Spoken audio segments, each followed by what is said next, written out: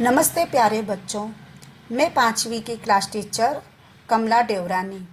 आज हम परिसर अध्ययन भाग 2 हम ऐसे बने इस पाठ्य पुस्तक में से पाठ 5 को सीखने जा रहे हैं।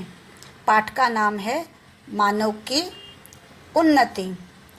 पिछले पाठ में हमने देखा कि एप बंदर से विकसित होते होते आदि मानव की उत्पत्ति हुई। इसके बाद के चरण में आदि मानव ने अपने हाथों का उपयोग करके औजारों का निर्माण करना प्रारंभ किया। अब हम इस पाठ में कुशल मानव से लेकर आधुनिक मानव इनके बारे में जानकारी प्राप्त करेंगे। पहला मानव है कुशल मानव। आगे इस कुशल मानव का काल्पनिक चित्र दिखाया गया है। अब हम इस कुशल मानव के बारे में विस्तार से जानें। कुशल मानव से क्या तात्पर्य है? कुशल मानव से तात्पर्य वह मानव जो अपने हाथों का कुशलता से उपयोग करता था। इस मानव के अस्तित्व का प्रमाण सबसे पहले अफ्रीका महाद्वीप के तंजानिया और केनिया देशों के परिसर में प्राप्त हुआ। इस मानव की खोज लुई लिकी नामक वैज्ञानिक ने की।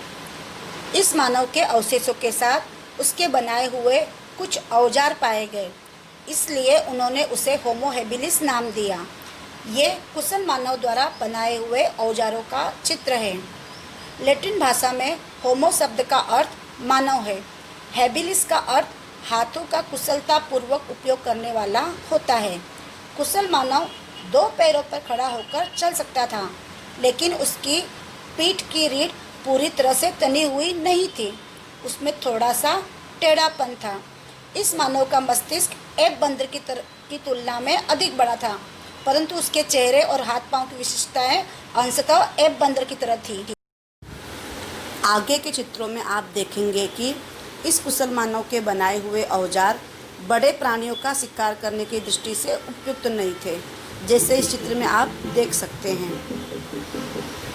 मांस खरोचने, हड्डी के भीतर की मज्जा प्राप्त करने, हड्डी को तोड़ने जैसे कामों के लिए उन औजारों का उपयोग हो सकता था।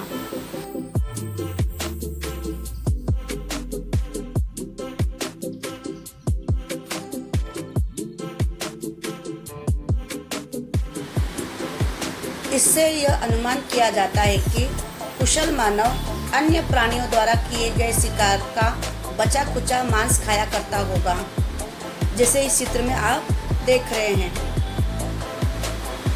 कुशल मानव छोटे प्राणियों का शिकार करता होगा। इसी भांति खाने के लिए पक्षियों के अंडे, फल, कंदमूल भी इकट्ठा करता होगा। आगे कुछ कुशल मानव यानी होमो हेबिलिस के काल्पनिक चित्र हैं। इन्हें देखकर तुम लोग इनके बारे में कुछ अनुमान लगा पाओगे।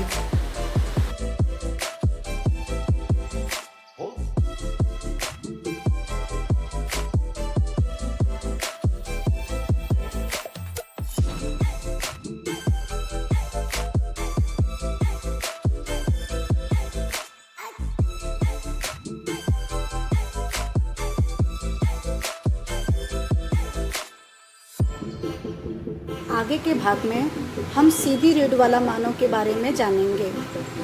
मैंने छोटा ही वीडियो बनाया है, उसके लिए माफ़ी चाहती हूँ। वीडियो देखने के लिए बहुत बहुत धन्यवाद। आगे के भाग को देखने के लिए लाइक और सब्सक्राइब करना मत भूलें। धन्यवाद।